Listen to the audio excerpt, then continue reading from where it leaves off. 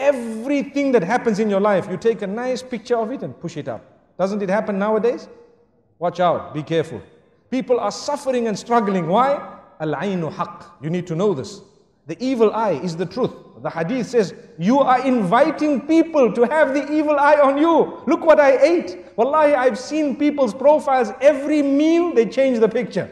Why? Because I had turkey. Wow. Did you have turkey? They say, I had this lasagna. And you need to know how to pronounce it as well, and how to spell it as well.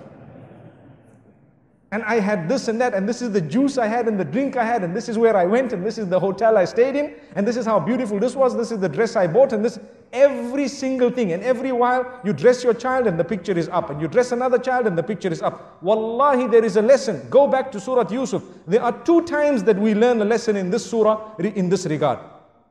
One was when the brothers were all entering into that particular palace, or into the ministries, in order to get their food. The father says, enter separately. And one of the reasons mentioned in the books of tafsir is so that the people's eye does not catch you all and does not affect you with the evil eye. That was one of the lessons that we learn. And here as well, the father says, لا تقصص رؤياك على إخوتك. Do not relate this dream to your brothers. Do not relate it to your brothers. Why? Because they may plot against you. Out of what? It is clear, out of jealousy. And the hadith says, إِنَّ الْحَسَدَ يَأْكُلُ الْحَسَنَاتِ كَمَا تَأْكُلُ النَّارُ الْحَطَبِ. Indeed, jealousy would eat away at your good deeds in the same way that fire would eat a dry log. And we know this.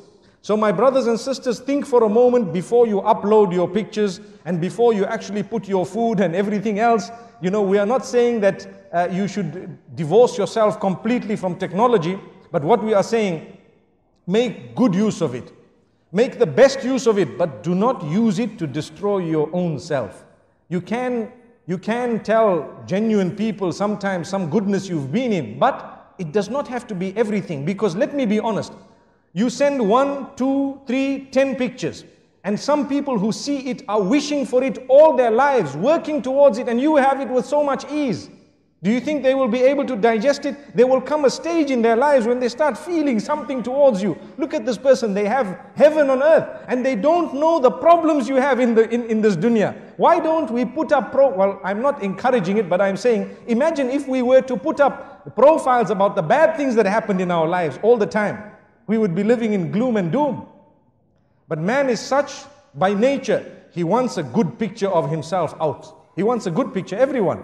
We want a good image. So there's no harm in portraying that good image, but it does not need to be the finer details of your life. Leave that between you and your loved ones and those who shared it. And sometimes if you really want, perhaps once in a while, you may want to share it with a selected few. May Allah subhanahu wa ta'ala grant us a powerful and a beautiful